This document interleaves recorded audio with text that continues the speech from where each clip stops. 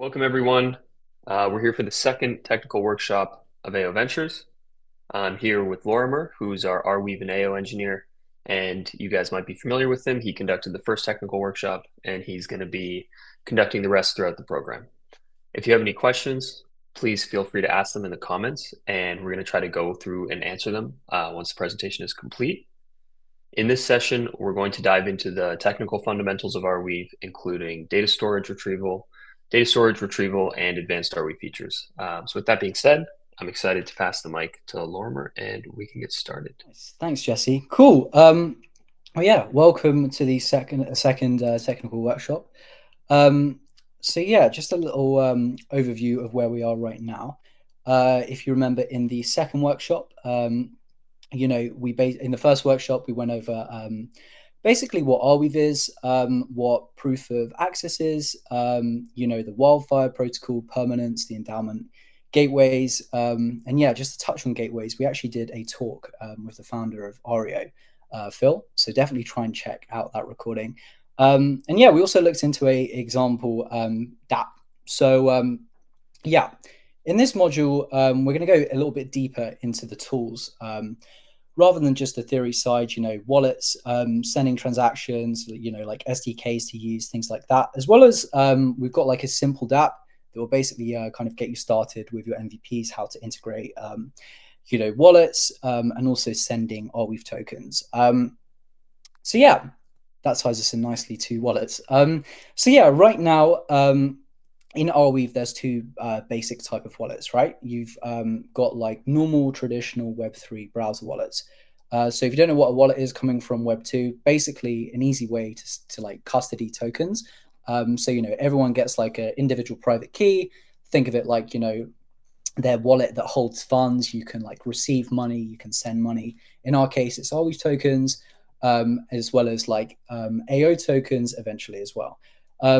So yeah, then you've got other wallets, basically like Authent. So Authent is a way to log in with like an OAuth application. So you don't have to actually have a browser wallet.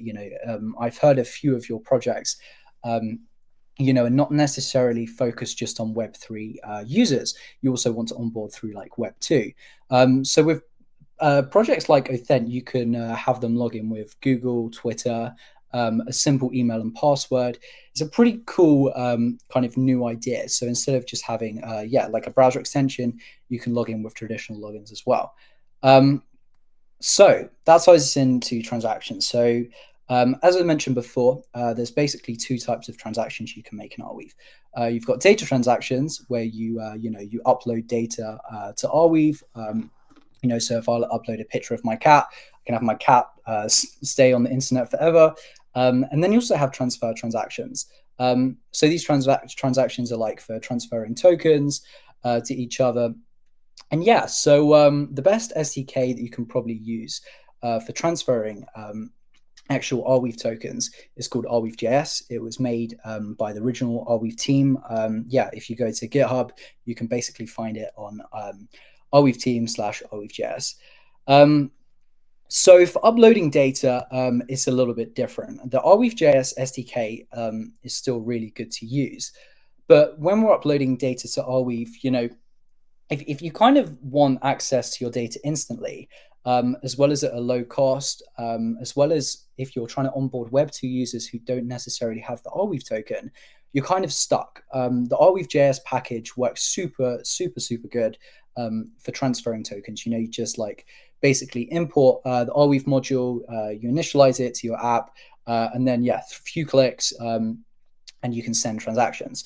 So how do we actually upload data, like the most easiest way? I may have touched on this in the first presentation, but there's actually something in Arweave called bundling. The easiest way to describe what bundling is kind of think of it in the terms of floppy disks to hard drive. If you have lots of different data items that your application is uploading, you're going to have to send these like one after the other. And if you kind of think of it like if is each data item as a floppy disk, the last thing anyone would ever do is store like a terabyte of data on a floppy disk. that makes like 0%. You'd need like 800,000 floppy disks to store a terabyte of data. So imagine like trying to like post like in the actual like mail, you know, 800,000 floppy disks. Yeah, it's ridiculous. It wouldn't work. It's kind of like exactly the same as when you're uploading data to Arweave. You can do it. It's just a little bit slow, a little bit expensive. So an easy way to do it is send like a bundle of data to the network. So we have projects right now in the ecosystem, as well as I think, I think actually one of you is building a bundler called Iris and Turbo that basically do exactly this. They take a load of different data items and send it as one data item to the network. This basically means that you can have additional features like caching. So back to like gateways, with Ario, the Arweave.net gateway actually allows you to cache data before it gets published like permanently on the internet, on the Arweave, sorry. So you can access it straight away. So in your application, if you have like, Bazaar, for example, as soon as someone uploads an NFT, that data is available instantly. So it's like a super interesting idea. Instead of having all of these like different floppy disks, you can just have one hard drive. Think of that like a bundle. So that kind of speeds up a lot of your UX, as well as it's super cheap to do. Yeah. So once we kind of like have we've got a wallet, we've got a user to sign into our app. We've sent like bundles to the network. We know about gateways. How do you actually retrieve data? So this is like a question I've had quite a lot from teams right now in the incubator. The easiest way to do it that I would recommend, if you're just purely looking to upload data onto Arweave and retrieve it, the easiest way is to use the HTTP API provided by Arweave. So imagine this. Imagine you've like uploaded, data to Arweave through something like Iris, and it's permanently on Arweave. The easiest way to do it right now would be just to take the transaction ID, basically go to arweave.net/tx, and then your ID. And then soon enough, you can basically go into like open, you can do like a GET request. So you could open a tab and go to this URL and you'd have access to your data on demand. Or you could do like a and get requests from an app, render it yourself and everything. So it's a super like quick way of doing it. You also have like quite a lot of nice features with gateways. You can get like transaction statuses. So like if you don't really necessarily want to trust the caching that some of these gateways actually employ. I know a lot of teams just want to be like super decentralized, super permanent, just know that their app is super there, super secure. You can actually query like statuses of if the transaction that you've sent, the data that you've uploaded has actually been recognized as the network is now permanent and it's there, it's good. You can query it however you want. You've got a few other things as well. You can actually post requests to these gateway HTTP APIs as well. You don't just have to use like a SDK.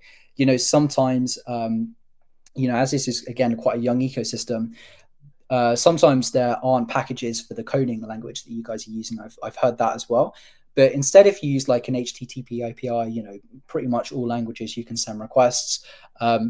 You can use this. So if Arweave.js, you're not using JavaScript, using some other language, definitely check out this HTTP API. And everything's recorded. So and you'll get these slides at the end. So you can just click this link. Cool. So once we have actual data, on Arweave and stuff like this, you might not just want to upload pictures of my cat. You might actually want to upload, things in an application that you can retrieve later on. Like, for example, if you were trying to remake something like Facebook, you'd want to be able to retrieve like the likes of a post, the comments of a post. The easiest way to do this is actually to add something called a tag to this data. Tags are basically extra bits of information you can add on to like an item of data. So if you uploaded a picture, you could specify like, the date of when you uploaded this picture or when the picture was taken. You could upload like the kind of name of the picture, much like you would in like when you're coding front end, you specify like an alt tag So, Google can index it and query it, and, people can actually know what the picture of that you've uploaded actually is. It's exactly the same with the network. You can add little tags to basically explain what this data is. Also, I had a few teams that were kind of like interested in analytics. Definitely from a Web 2 perspective, people feel that they lose a lot of control when they lose Web 3. Control over their applications, control over their users. But actually, it's complete opposite. Um, as everything is public and open source, tags come in really handy for things like analytics. So if I uploaded like lots of different data items of my application, I could specify my project's name and actually query all of that data using GraphQL. That's super, super quick. Instead of individually having to request transaction IDs via a tag. So I know a lot of teams, and this is something that I like to do, especially when I'm building dApps, specify the app name. Also, like when you go to then later query that, you can basically retrieve all of the data associated with that app name. And yeah, sometimes people are like, oh, well, what if someone just uploads a load of data to Arweave with my app's name? Like that's not really the easiest way of doing it. Well, if you use GraphQL, you don't have to only query by tags. You can also query by like what wallet address has uploaded this data. So yeah, super, super powerful if you kind of think of, when your user logs in, you have them in your client, they're in your dApp, you can basically query different user information via their wallet address and the app name. So super, super simple. Yeah, tagging is a very, very useful functionality. So yeah, little recap. This is just Arweave at the minute. We haven't even touched into processes, into contracts, into anything like that. Like that. This is just super, super simple how we can actually use Arweave right now. So, now we know that, we've got our Connect to do like a traditional browser wallet. We've got like Authent, you can log in with Google, sending transactions, super easy with Arweave.js, send, Arweave tokens, things like that. We can upload data through bundlers. We can also then add tags to the data. So we can really easily query it through GraphQL. And yeah, that's kind of where we are. So you kind of now have like a really good, solid fundamental of Arweave. You know exactly what Arweave is, how permanence works. We know what wallets we've got, transactions, uploading data. Now this is all cool. So finally, let's build a dApp. So yeah, if you want access to this GitHub repo I'm about to show you, feel free to go to Lorimer Jenkins on GitHub/AOV workshop, and you'll be able to get access. So cool. Let me just go onto VS Code, confirm. Yeah, we can see it. So anyway, this is a little dApp that basically you can log in through like a wallet. You can log in through Authent, RConnect, Arweave.app. You can actually send Arweave tokens to each other. This is basically where artists can upload like their art and get tips for it. On my personal website, I think it's quite cool that you can actually like press a button and tip me in Arweave tokens. I don't know if you've seen like in development, sometimes like people say like buy me a coffee. Like there's this really cool app where you can like buy each other coffee. It's basically tipping. This is kind of like that, but for crypto. So let's run through it. So as I said, in this dApp, you can basically log in through RConnect, Authent, and Arweave.app. If you're, trying to make, a dApp, the last thing you kind of want to do is have to integrate all of these different SDKs. So Community Labs have made something quite cool that's called Arweave Wallet Kit. So it's basically one SDK for all of the different wallets. I would highly recommend using this, mainly out of simplicity, as well as keeping stuff super, super simple in your dApp. It's basically like a little SDK that you can download. Let's try and get a picture of it. And it looks like this. So you have like access to RConnect, Arweave.app. There would be Authent here. This is just a photo without it. And yeah, if you guys, any AO wallets coming out soon, you won't have to worry because Community Labs will basically update it, as well as you've got this like browser wallet feature. So even if we don't add it, you'll still be able to basically get access to it. So in Arweave, most like SDKs you're going to use are kind of like made like this. You know, you've got like a central location for the docs, as well as you have like, you know, basically a way to download it off something like npm. So for me, I actually like using Bun, but you can use like Yarn or npm and basically just do like, you know, Bun I Arweave wallet kit, and you'll kind of have it in your dApp. So what we're going to need to do basically to use Arweave wallet kit before, you know, we try and like connect or disconnect, is we basically need to wrap the strategy around our app. So yeah, I've basically gone ahead and done this. You know, you'd basically import Arweave wallet kit from Arweave wallet kit, and then at the bottom where, you know, where you've got like most of your like code and stuff, and you know, where your like pages, I'm using Next.js, if you're using React it would be your app. You basically wrap it at the bottom. So yeah, once you've got it wrapped, we basically need permissions that the Arweave wallet kit and the dApp will be able to access. So, you know, as I mentioned earlier, like we're kind of in Web3, we're kind of giving users like a choice. So as developers, we basically need to request permissions to access data and information within our Connect. The last thing you kind of want to do is log into like I don't know, like any dApp, and they have access to send transactions, as well as like, you know, request like your wallet address and stuff when you don't need to give it to them.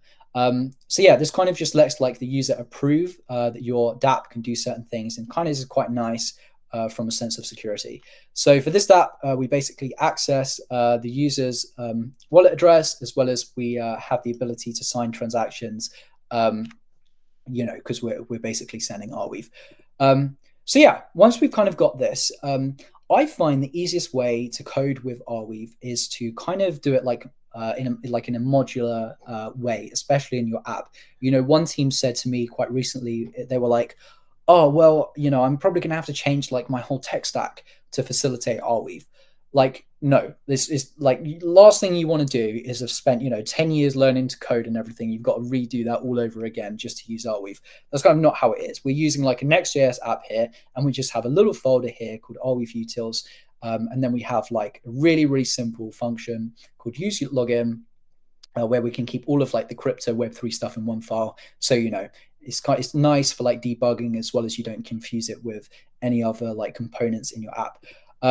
So yeah, here basically super, super simple. You have a function called use login that you can import into any component in your app, that will basically use the connection from Arweave wallet kit, and yeah, request the user's address, allow you to like log in. Basically, all you do to log in Arweave wallet kit is, you know, you basically call the connect function, and then you can like return the user's wallet address. And then yeah, same for like log out. You basically call the disconnect function. When I'm coding, I quite like to keep it super simple. Instead of like using Web3 centric terms, you know, sometimes be a bit complicated. You know, just keep it super simple. Log in, log out is cool. So yeah, this function basically logs us in. So once we have that, we basically now want to access Arweave wallet kit's utility function. So like, you know, we've logged in, we have the ability to log out. Now we want to actually sign some transactions. So yeah, going back what I said previously on the actual Arweave.js SDK, here's a little look at Arweave.js. You know, you basically can use it in a web environment, you can use it in a node environment. It's super nice. Yeah, you basically specify like an instance of it. So, you know, you import it as you normally would, you know, install it, npm I Arweave, and then you create like an instance, right? So you basically import Arweave and initialize it to whatever project you are. So if you're a node, you know, you specify, you know, your host, your port, etc. But when you are in web, which is what we were doing quite now, it's quite nice that you can literally just do Arweave.init and then just do like just an empty like object. It's super, super simple. And yeah, it work pretty much everything out itself. So yeah, you guys coming in, building MVPs, super simple, import Arweave, and initialize it to your app. So here we have like a basic function that allows users to send Arweave. You know, what's quite nice in apps is making sure you have like really, really good error handling. You know, it's if you're specifically trying to onboard users from other ecosystems or Web2, the kind of last thing you want to do is like confuse them with errors. And, like if they click like connect and it doesn't connect and they're used to, logging in, it's like super, super bad from a user experience point of view. So yeah, super simple. We basically check, if the API of Arweave Wallet Kit is not accessed within the dApp, we just say Arweave Wallet cannot connect, and it's like an issue. So anyway, going back to the Arweave.js SDK, now we've like initiated Arweave to our application. We want to basically create a transaction. So when you like create transactions, it's super, super easy. You're basically specifying here like who you want to send a transaction to, as well as how much you want to send them. In Arweave, basically, I'm sure you guys have noticed, Arweaves aren't denominated by like 1, 2, 3, 4. You can get like 0.1 Arweave, you can get like 0.2 Arweave, right? So like a really, really small amount of Arweave, they're calling it like a Winston. So you get like one Arweave token, and then you get like a super, super small bit of Arweave called like a Winston. Fun fact, you might have seen that the Arweave branding, there's like an elephant thrown about now and again. The elephant's name, I've been told, is actually called Winston. And yeah, if you're coming from Bitcoin, this would kind of be like exactly the same as like one Bitcoin and then like a Satoshi. So yeah, once we've got Arweave initialized and everything, and we've like done Arweave.create transaction, it's called, we specify our target, which is, yeah, the wallet address we want to send it to, as well as the quantity. An easy kind of way to do this is like treat everything as one Arweave token. Don't in your app specify like Winstons and stuff, because it's super small denominations. And, when you're looking at like the price of Arweave and stuff like that, last thing you want to do is be trying to work out what 1/4 of a point of the Arweave is and trying to work that out. It's really simple just to use like this nice little function here, Arweave.r, Arweave tokens to Winston, and then specify your quantity. So yeah, we've kind of got like a nice transaction here. This is an unsigned transaction. If we posted this transaction to the network right now, it wouldn't do anything. It would be unsigned. No user has signed this. So in order to sign it, we basically need to call Arweave Wallet Kit, right? So yeah, super simple at the bottom here. We basically take the API instance here and just call .sign and transaction. So yeah, super, super simple. When we post this to the network, we'll basically get like an ID back. We'll get information regarding how much it costs to send this transaction, how much how much we were sending, who it was to, who it was from. And yeah, going back to tags, we can actually put tags on these individual transactions. I think for Arweave.js, you just do transaction.add tag, right?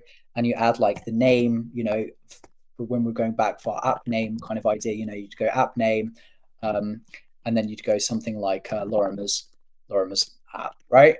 Then you could add like another tag that was like, basically like, what is this transfer doing? In our case, we're like tipping someone, so you could do like tip and then specify like who you're tipping. In this case, we're tipping my dev wallet address. So yeah, later on I'll show you basically how to retrieve that. So cool. This is like the most super simple app we can make before we try and add any like AO functionality or anything like that to it. So yeah, boot it up. I'll also really quickly show you like how to how to call these functions. So as I was saying earlier, if you kind of keep all of your Arweave utility functions all within the same folder, it's super, super simple from like a dev UX experience, like especially with debugging, because you kind of have a central location. And then in all of your other components, you can just call these transfer R like little functions. So in this case, we're going to send tips of 0.00.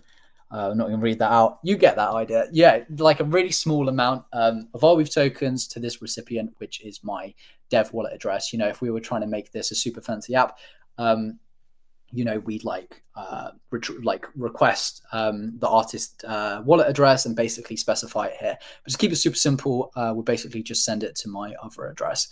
So yeah, we basically down here, we have like a button with an on click that sends the tip. Here's the button that says tip. and like a rendering images, so we know what artist our actual art we're tipping. Cool. So another little thing to note, if you ever want to like copy and paste some of these functions into your own app, feel free, just go on the GitHub. I've also included a few other little functions that we're going to use in the AO fundamentals, as well as building a dApp module. So yeah, these, if you want to be a little bit ahead of the game, go into this functions to note file here. You'll kind of get like a little look on working with GraphQL right now. Those tags that I put in earlier, if you basically go to here, you can have a little look about how you actually query tags right now. We're going to do this later on in the module. For now, just keep it super simple. Like I was saying, you can query it via like IDs. This is like where you specify what data you want to get back from the network. So remember how I was saying, once you've posted a transaction to the network, you can get information about that transaction. This is where you can request what types of data you want. This may look super intimidating to someone who hasn't worked with GraphQL before, but I promise you, it's not. You basically just specify what tags you want to query. Just here, you basically put what tags you want to query and then what data you want to get back. And this one as well, here I've got like a little function where you can actually use Iris and send a bundle to Arweave. As well as if you didn't want to use the Arweave Wallet Kit and you just want to use like Authent, for example, you don't have to use Arweave Wallet Kit. An easy way would literally just to go to like the Authent SDK. This could be exactly the same with like, Arweave.app or Arconnect. And yeah, you can use it in like dApps in other projects like this. Is like super, super simple. See how everything is like super modular. If you do it that way, it's really not intimidating. If you're coming in from like a Web 2 perspective, you keep it all quite neatly in one folder. So I'm sure you guys are dying to see my my dApp. So let me show you really quick. Basically, it's called Tip R. I've put like a pirate hat as the project's logo. I was like, Tip R. That sounds like a pirate, like Tip Arweave. And yeah, you can like shuffle through different images. Just by pressing your spacebar. This is like a cool guy. He's one of my friends, Callum Abbott. He makes like super cool collages. So in the case of Callum's dApp, we basically want a way to like tip Callum. We want a way so he can put like his art up there, and get tipped. Like the kind of buy me a coffee but crypto version. So yeah, going back to our little functions. I'm already logged in, but let me just log out. Quite a nice thing as well in this ecosystem that I've seen in a lot of others that don't really have this is from a UX experience. If you kind of if you make like the login and log out buttons like exactly the same, it's like super less clunky. Just click login. We get access to all of these different wallets. So yeah, like I was saying, we get access to Arconnect, Arweave.app, as well as Google. That's Authent. And yeah, also the ability for a browser wallet later on. So cool. Let's quickly log in with Arconnect. That has basically opened up the Arconnect extension on a different tab. Sorry. So yeah, it looks like this. If you were trying to specify and use the Arweave Arconnect, like library straight away, you wouldn't like get all these nice little features. Like see how it adds like the title of the web page, adds like the little pirate hat. And yeah, when you're kind of building your apps, I always find that this is a super, super nice, like rewarding finishing touch. So anyway, let me quickly log in. So, you specify the password. If we were logging in with Google, we, just press like continue with Google, but here we use a browser extension. So yeah, back on what I was saying about what permissions we want the wallet to be able to access. The user can super, super clearly see that, the permissions that they're requesting is sign a transaction, as well as access the current address selected in Arconnect. So I'm happy with this. Click continue. Here's where it's going to work. Let me just refresh and try go again. We've probably timed it out. Let's go back in. So yeah, repeat basically the steps. Log in with Arconnect. I think we've timed it out. Enter the password. And yeah, connect. Okay, cool. Everything's fine. There's like a curse whenever you do like a live demo of an app, it never works. But we're cool. Okay, so yeah, these functions. So we've been able to log in successfully. Now we have access basically to the user's wallet address. So we are like logged in, right? If we click this button again, we'll basically log out. So we kind of want to tip Callum, right, for his art. Super, super cool. And yeah, back to how much we were tipping like 0.0001 Arweave, right? Like less than a cent.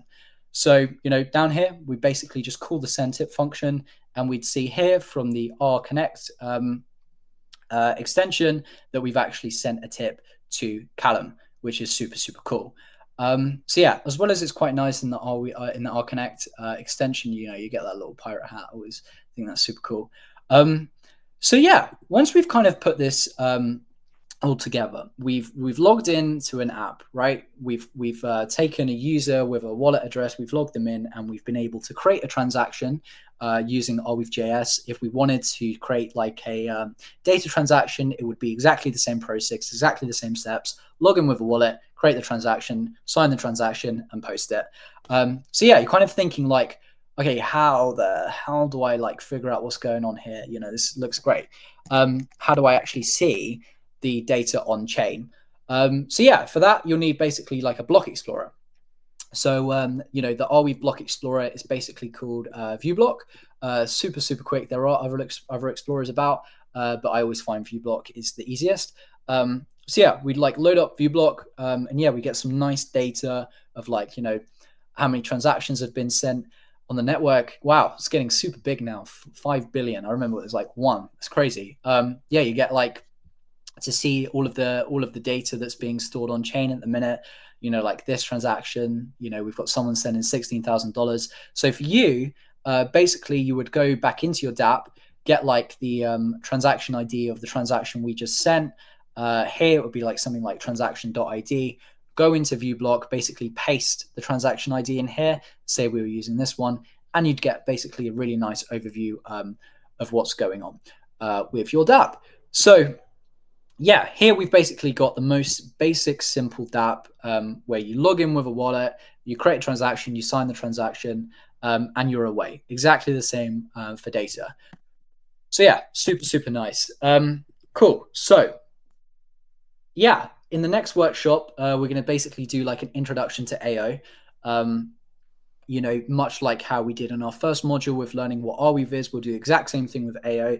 Get some really nice terminology down. So if anyone tries to like grill you on your stuff, you know exactly where you are, exactly where you're with Arweave like that. If someone like tries to grill you on how Wildfire works, for example, you're good. Want to get you in the same place, talking about AO. And yeah, then in the fourth one, we're basically going to go over expanding on this, trying to attach like like AO process to this instead of just like sending tips. Let's actually like code some stuff in Lua, make it pretty advanced, maybe try to get some analytics for Callum so he knows that who's tipping him. We can query some tags. And yeah, feel free basically to rip all the code you want out of this GitHub repo, transfer Arweave functions as well as the wallet utility, getting data, uploading data. And yeah, so I think we're hanging about for some questions, but that's pretty much it.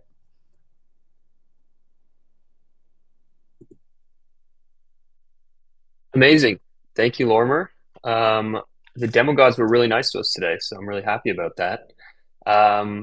Yeah, so we're going to hang around and answer some questions. I see that there's 2 questions in the Q&A section right now, so we can answer those. And if you guys have any other questions, please ask them in there now, and we'll stay until they're all answered. So yeah, I don't know how helpful I'm going to be on the technical ones, but Lorimer, I see one right now that says, if you bundle 100 files together, do you get 100 transaction IDs back, or are all the files classed as a single transaction ID?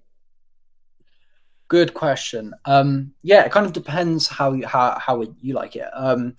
When we like think of it from a bundler's perspective, bundle is basically like you send all of your like photos and stuff to an actual bundler, and they like store that data for like a certain period of time, and then when like the bundle kind of gets big enough, they then post it to Arweave. But yeah, there isn't just one ID. You basically get like an ID per like bundle of data you send to the bundler.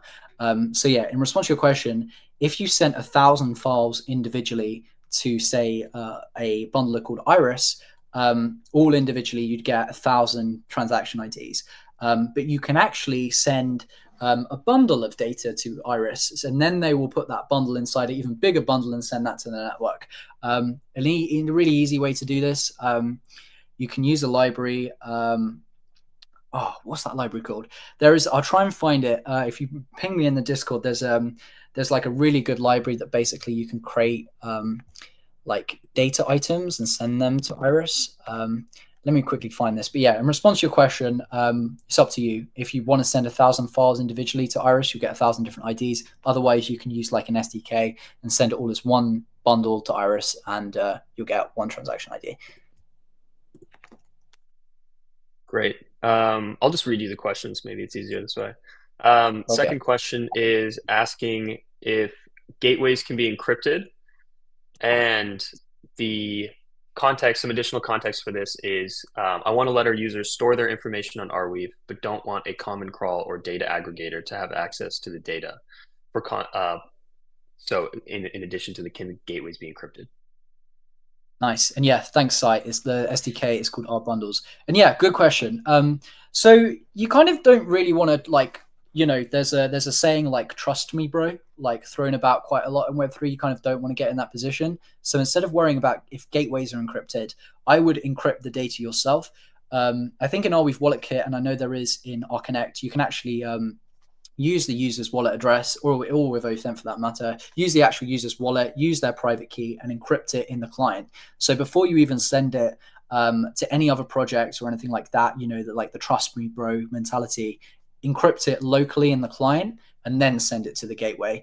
And then you don't have to worry about whether, crawlers and things like that would, get access to that data. Please also be aware that, like when you're encrypting stuff with like RSA keys, like you have like a certain period of time like before, we're kind of betting on, especially with modern day encryption, that will never get solved, but eventually it will be. So like it will not be encrypted forever, like in 1,000 years. The data will still be there, but the encrypted like data, eventually one day you'll be able to hack that encryption. But with the data itself, it will always be available on chain. So yeah, especially with the type of data you're encrypting, just be wary. But yeah, you basically encrypt it in the client. That's it. Yeah, I think there was just one last question, but I think that Sai already answered it about the link to the repo of today's live demo is R Bundles. Yeah, so the repo of today's demo that was shown in the workshop, if you just go to Lorimer Jenkins /AOV workshop, you'll get access to it. And yeah, the R Bundles library is for sending a bundle of data to Iris, so you don't get like 1,000 different IDs for 1,000 different files, basically. Okay, I think that's all the questions. Thank you very much, Lorimer. That was a great overview. Demo went great. And we're going to, okay, we have got one more question. Are there any plans for more documentation / example projects? Yes, we will be building on the DApp we had today and integrating AO and stuff in the next workshop. But yeah, for the documentation of like example projects, I definitely check out the Arweave cookbook. They have like super good examples of like working with pretty much everything in the ecosystem. Let me just get that link for you. If you just type in like Arweave cookbook, it comes up with it. If you also you can also actually type in AO cookbook, and there's two. But yeah, you can get like, yeah, here we go, Arweave cookbook. Also like to mention the Arweave wallet kit SDK that I showed. Why am I not showing my screen? Yes, the Arweave wallet kit SDK that I showed, it also went on a website called Arweave Kit. That's like a really good aggregated place where you can basically have one SDK where you can like retrieve transactions, you can upload transactions, you can send all, you can basically do everything in Arweave all in this one SDK. And yeah, it's called Arweave Kit. Yeah, so if you just go to like arweavekit.com, access to Arweave Wallet Kit, as well as like all of the different aggregated SDKs basically together. Okay, great. We'll give it 10 more seconds to see if anyone else has any questions. No problem.